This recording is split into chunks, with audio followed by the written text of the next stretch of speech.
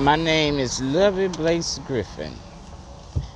I live in the city of Baton Rouge, state of Louisiana. On July the 10th, 2008, 6 police officers let a drunk driver go, and one stated that he was going to have an accident by the time he get to Airline Highway. Then one asked him, called him a dickhead. You gonna let him go when he got suspended license for DUI and this or that? He said yes, he's over it. And he said, what? Work. But in the process of that, my son, 25 minutes later, it's in an accident that left him disabled for life. I was recommended by my friend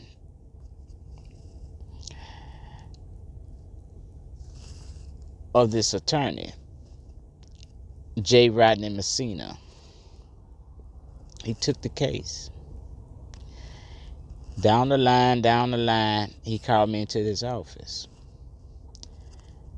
And I brought my girl brother with me because I started having funny feelings about it. Try to seek other attorneys. For some reason, attorneys are scared of Louisiana to do cases when it's come down filing suits against the government. Well, he told me that he make deals with Baton Rouge Police Department for drug cases. So I knew that my son's case was bought and sold. In the process of that, it took them 6 to 7 years to finally get into the 19th Judicial Court under Jairus Hernandez. But he retired rightly after this case was done. You had 2 investigators that do investigating work for the police department as jurors. No jurors of his peers. Police get on the stand. The investigators laugh and talk with the police officers. What the judge do? Turn deaf ear. I was told I was going to interview him and had a right to have a choice to speak my opinion on the jurors. Never did. Never did. So who do you think they favored? Baton Rouge Police Department. I do have a dash cam video. Then they went to First Circuit Appeal.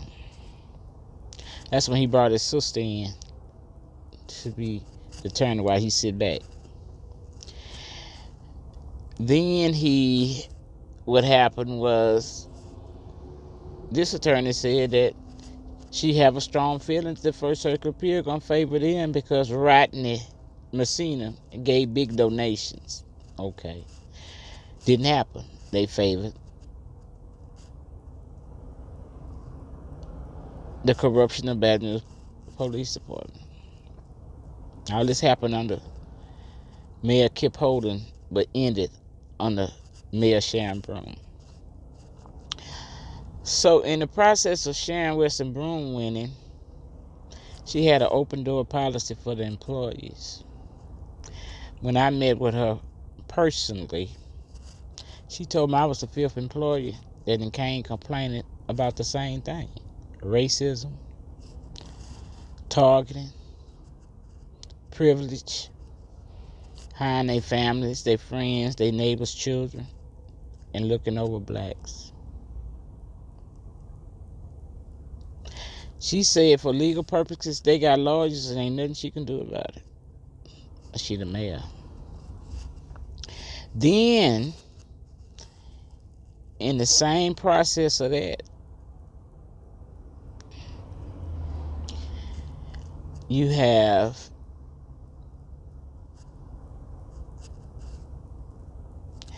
employees afraid of the white folks.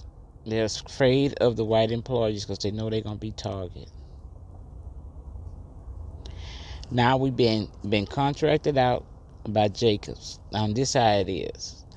All the blacks that's assigned to cubicles, while the whites have glass offices, and they stand up and they monitor everything I do and every worker do and report it. We are being monitored through the computers, especially me, because I've been targeted. In 2020, during the pandemic time, Ackerman was paying the caseworkers like they supposed to pay them working. Well, anyway, it was 2 caseworkers that they to this day haven't paid them. Well, anyway, the ABC caseworker had asked me to change over because she's getting all her clients to change over to Morning Sun because Ackerman is not paying the employees. Okay, I agree with it. She got the paperwork done. I signed it. She sent it off. Okay. In the same token, you have an ABC caseworker, then you have a state caseworker. Well, the state caseworker came one time because she was asking me questions. A kept cutting me off, interfering. So she told her if the mother wasn't here for the interview, then you talk. Other than that, it's the mother supposed to answer the question. She got mad, but she knew her friend Denali was the supervisor for this lady. All I know about the lady that she was Katrina Vick that worked for the state and came here and stayed with the state. Well, she tells me the caseworker, not the caseworker, the caretaker tells me that she was gonna call her friend because her friend is her supervisor. So she called her friend and complained about her and told her she didn't want her back at the house.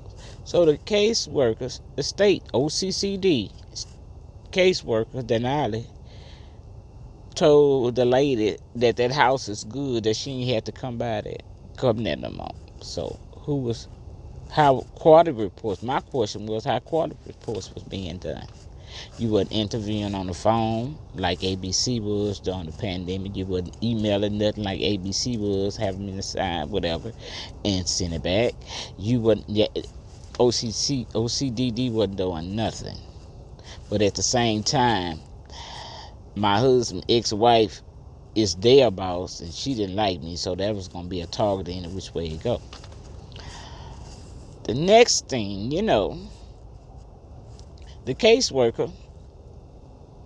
the caretaker, hit my son in the head where he was damaged due to the accident. Called my phone and told me and my husband that she was going to kill my son. So the part-time aide that we had hired, that I hired for him, came over. She was sitting in her car. My son was gushing blood everywhere. Called the police. I went to my supervisor, asked him to leave because the caseworker hit my son in the head, threatened to kill him. Okay. When I arrived, the police was there. Had told the caretaker, don't touch nothing and come back and take pictures. Never came back. Told the caretakers they can clean it up, which I know they weren't going to do nothing because of the retaliation. This is all part of retaliation, me filing suit against them. So in the process, they didn't do the caretaker nothing. And during the time on the Ackerman, one of the caretakers to this day, they owe almost $2,000. They never paid the caretaker who hit my son in the head either. But at the same time, her friend Denali and all them convinced her to go tell people that me, my daughter, and my husband, she was paying us to work for her. Ain't got no proof of that alive. Then DOJ investigator coming to my son home with the interview. I did record that interview Both of them. I really recall both interviews I had with him for legal purposes. He went on and on and on and on and on. I say, look, we family. And first of all, you ain't going to be sitting here lying on me about my job. I've been on my job long enough. So he said, oh, you going to get your daughter and your husband in trouble? I said to him in response, oh, now I see. I'm the target. I recorded that hour and 45 minutes conversation, scheduled another with him, and asked him a question. Why did you meet at a restaurant with this girl, caretaker? Then you had the audacity to say that when you told her that you wasn't going to pay her, she said she ain't telling you nothing else. I said, well, why you ain't close the case? Oh, I had opened it already. No, a target. Then you had the audacity to say, I know people that know you, and I know people know him. And then you're going to ask him, are you kin to the Jacks? Knowing that my niece, who's a director at an entity for the state and an attorney, was a director, and knowing that her husband was my cousin. No, he ain't kin to the Jacks, I am. So at the same time all that happened, I recorded that conversation. I filed a complaint against the police department for not doing anything. I filed a complaint to OCCD,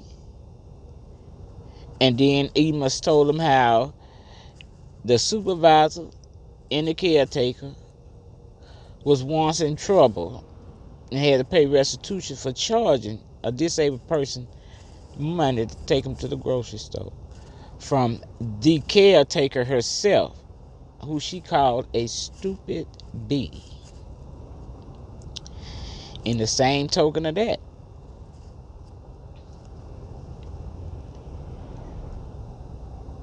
excuse me for pausing. After that happened, the next thing you know, I'm being watched. I'm being followed 24 hours a day, 7 days a week on my job. They running lights. They having wrecks. They riding with no license plates. They riding with their phones in their hands, recording every move I make. I can go in Walmart and the alarm code gonna hit off. Then you have a worker come stand while I'm ringing up my groceries or ringing up whatever I need to ring up, watching me and videoing me at the same time. I'm being followed in restaurants. If I choose to go to the casino, I'm being followed. If I choose to go to the casino, I'm being followed. If I choose to go to a family member house, I'm being followed. Some have audacity to pull in my family member driveway and take a picture of me. So I made statements how the government is the biggest terrorist on this planet. And everything that's happening to them over country is their own fault. So you need to be not watching me and be watching Putin,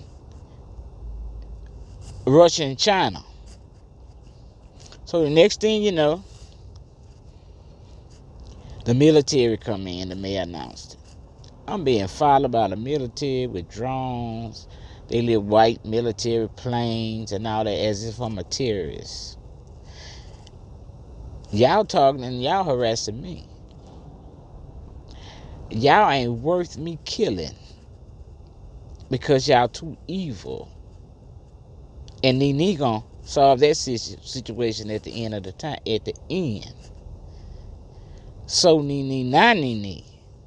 Our praises to him and his son. But you have a government could get on national TV and say, put in Europe and NATO. He don't say all nations. He say Europe and NATO.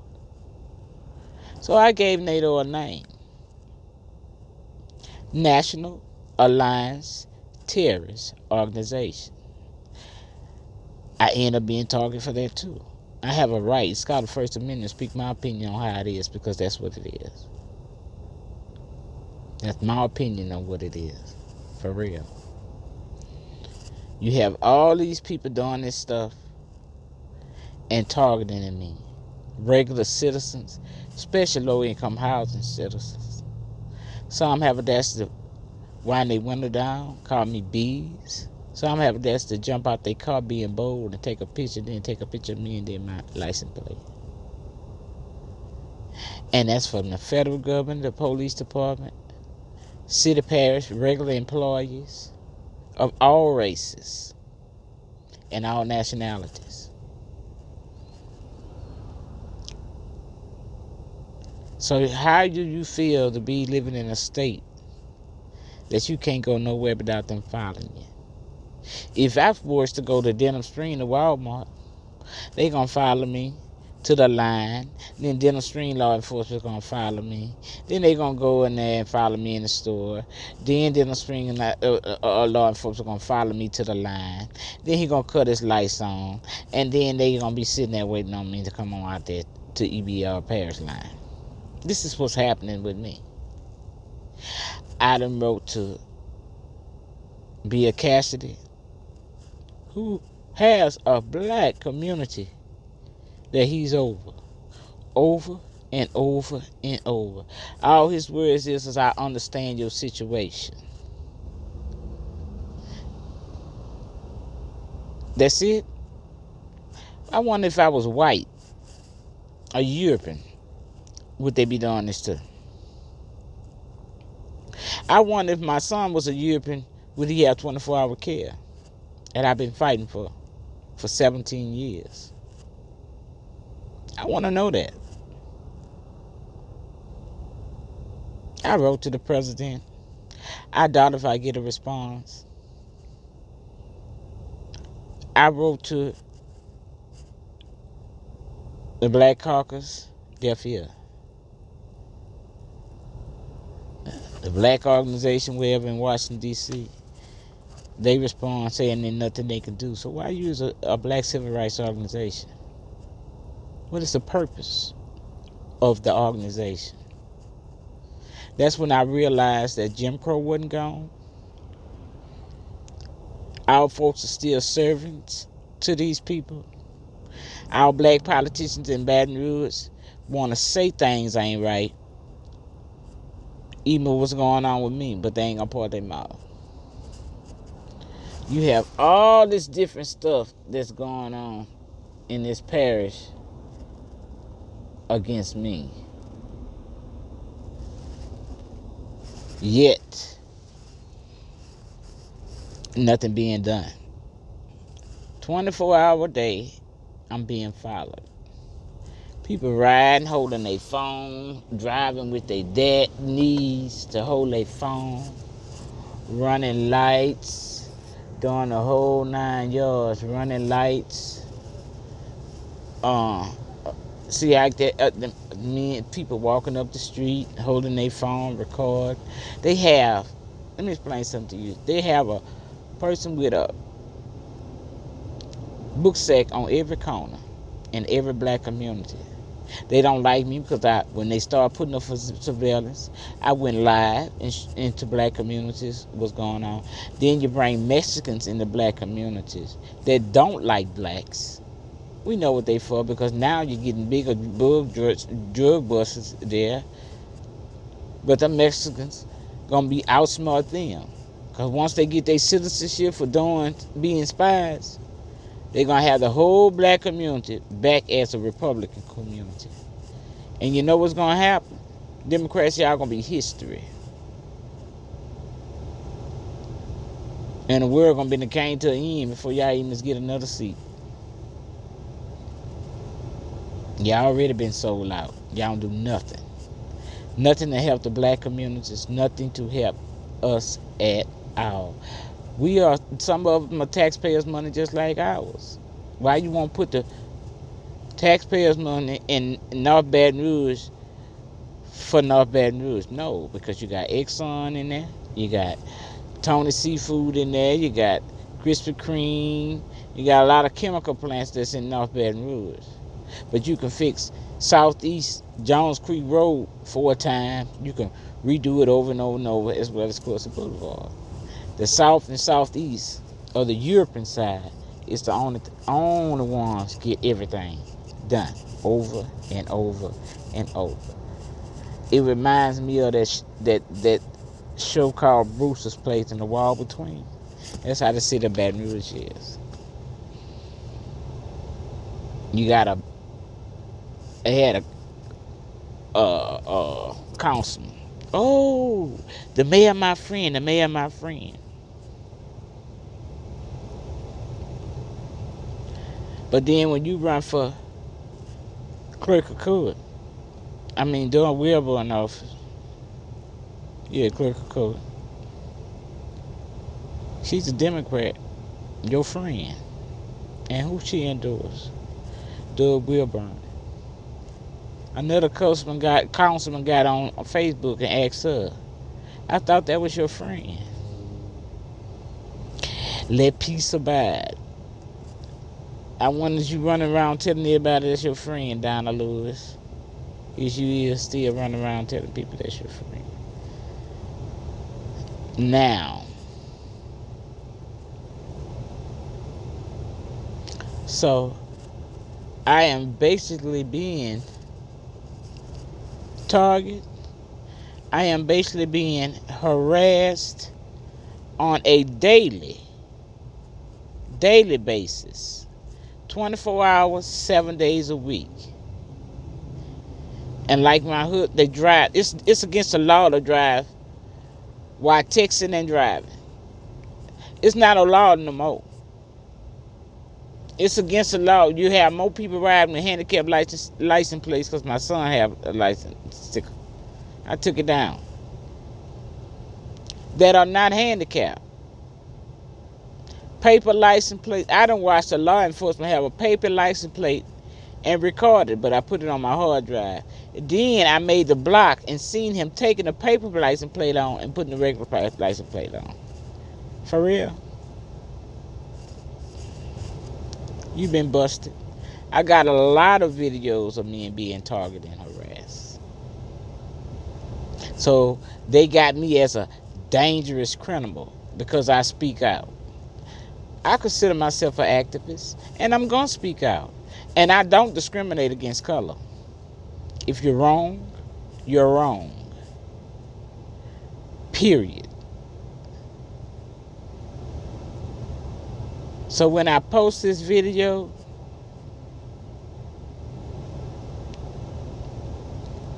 I hope the black folks who believe in all the lies that the government had told them know the truth, see the truth, hear the truth, and I repeat it again and again and again until I be heard. Have a great day.